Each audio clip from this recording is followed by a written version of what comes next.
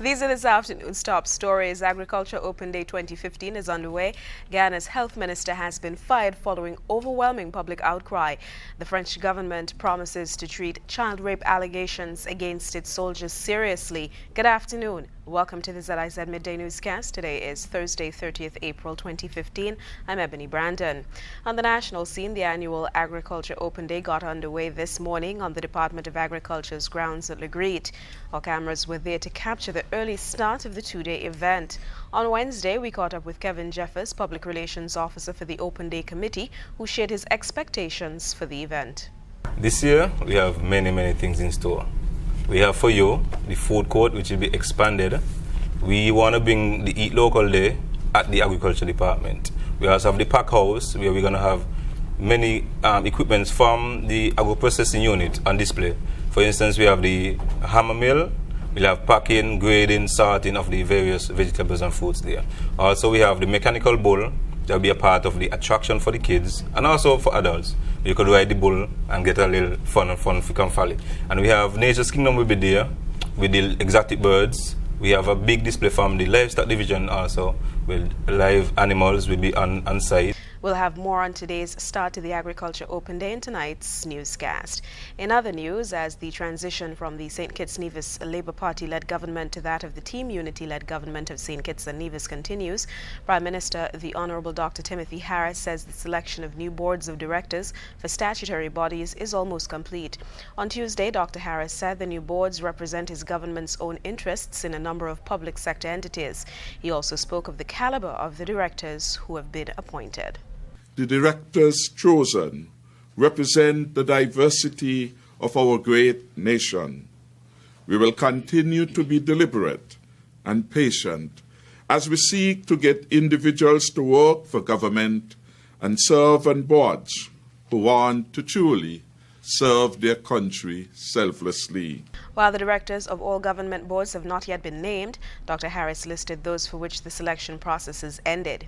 Some boards which have already been installed include the St. Kitts Nevis National Bank, the National Trust, Social Security Board, CFBC Board, Physical Development and Planning Board, ZIZ Broadcasting, and in the course of next week, we shall finalize all public sector board. St. Kitts and Nevis's Minister of Youth, Honourable Sean Richards, is engaging in discussions with counterparts from across the region on ways to empower youth and draft strategies to promote this agenda. The interactions are a result of the Caribbean Region Commonwealth Youth Ministers meeting being held from April 28th to 30th in Antigua. It's being attended by ministers of government, senior public officials and youth leaders. Minister Richards is supported by Director of Youth Jeffrey Hanley and CARICOM Youth Ambassadors Cleon John and Sonia Body. The meeting is being held under the theme Youth Participation at the Heart of National Development. Delegates are reviewing current trends in youth development and identifying areas where action is needed to advance youth empowerment in the Caribbean. They're also focusing on challenges and opportunities for the region, as well as new global development goals which are to be agreed at the United Nations later in 2015. Topics slated for discussions include issues such as youth employment and entrepreneurship, participation in civic and political processes, the role of young people in peace building, and the professionalization of the youth work sector. In regional development, St. Lucian authorities have confirmed that 7 missing Nepalese students who are embroiled in the Lamberts affair have been found and are in the custody of Grenadian authorities. St. Lucia police did not go into details regarding the discovery of the 7 Nepalese students. However, the press officer of the Royal St. Lucia Police Force says that they are being detained in Grenada. The students were reported missing on Saturday after they did not show up for the usual Groselay Friday night street party. On Saturday, April 18, 2015, it was alleged that 7 Nepalese nationals were missing from their place of abode. Based on investigations, police can now confirm that the 7 Nepalese nationals have been detained by law enforcement in Grenada. Investigations are continuing into this matter. According to the Office of the Grenada Police Commissioner, the 7 Nepalese nationals are currently in police custody after arriving to Grenada via boat on Tuesday, April 21, 2015 from St. Lucia. The 6 males and 1 female are believed to be victims of human trafficking. An African national who is reportedly a resident of Trinidad is also in police custody, assisting with police investigation. For the DBS News World, I am Cecil Actil. In Ghana, President Ramata has given in to widespread calls for the dismissal of Health Minister Dr. Barry Ramsaran. Ramsaran was sacked on Wednesday after a week and a half of public outcry over a threat he made to slap and strip a female rights activist. We know that we're in a silly season. We're less than 2 weeks away from election season, from the elections. So we're not really fooled by this, and I would say many of us, including myself, are not appeased. Because if the president really cared about, women's issues and sexual violence, well, Mr. Ramsaran is not the first. He's not just one bad apple. There are numerous other people within the government, within the PPP, who have also been abusers of women. The most egregious example being Mr. Anil Nandalal, the Attorney General, who, he 6 months after he made his comments, he's still in office.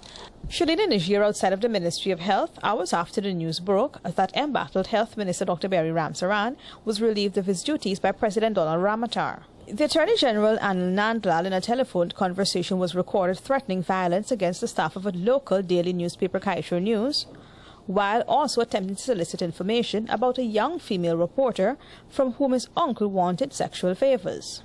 Niger also said she would be lodging a formal complaint to the Guyana Medical Council on the minister's behavior. The rights activist said too that she was concerned about the attempts to recycle the minister after the May 11th election, since Ramsaran remains a candidate on the People's Progressive Party civic list. Of course, that's been gazetted and so on. He can't be removed, but we don't think he should hold public office, period. And the matter is not resolved as far as we're concerned. Also on the picket line today was Georgetown Mayor Hamilton Green, who expressed the concern of the People's Progressive Party recycling of Ramsaran. Don't be surprised if by weekend the Honorable Dr. Gentleman is appointed to some high-paying post of an advisor or some post, some job that gives him even greater financial rewards. And what we see is very little to atone to the hurt, humiliation of Ms. Najir. 10 days ago, Ramsaran verbally abused Niger after she confronted him about his record in managing the health sector. Niger has since lodged a report with the crime chief. Reporting for Capital News, I for Wharton. Internationally, France has vowed to punish any of its soldiers if they are proven to have committed child rape in the Central African Republic during a peacekeeping mission in 2013. France has vowed to punish its soldiers if they are proven to have committed child rape in the Central African Republic. 14 French peacekeepers who spearheaded the international protection of civilians there at the end of 2013 are under investigation concerning accusations they sodomized boys as young as aged 9. French President François Hollande says if some soldiers, for the moment I don't know more, behaved badly, there will be sanctions at the same level of the trust we have for our armies, because I'm proud of our armies. I will therefore be strict with those who may have behaved badly, if that is the case in Central Africa. The United Nations has suspended the aid worker Anders Kompas for passing a confidential internal report to the French authorities because of the UN's alleged failure to take action. The UN says it has been investigating sexual abuse accusations against French soldiers. The report is said to focus on activities at a centre for displaced people at Bangui Airport.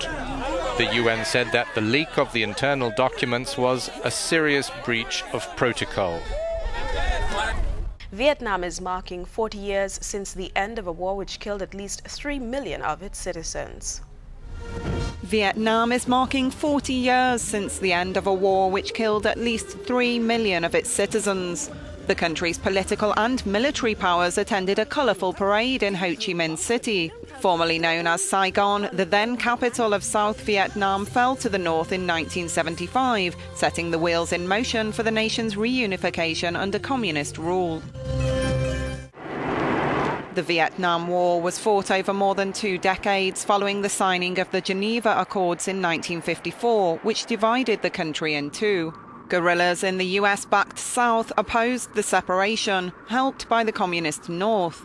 US ground troops arrived in '65 and continued fighting for a decade. Some 58,000 American troops died during the conflict, dividing opinion on the country's presence there. The Paris Peace Accords officially ended US involvement in 1973, although the war continued between the North and South until North Vietnamese troops took control of Saigon. In the weather today, we can expect sunny, dry and hazy conditions. Tonight, conditions will be fair and hazy. Temperatures will peak today at 30 degrees Celsius, falling to 23 degrees tonight.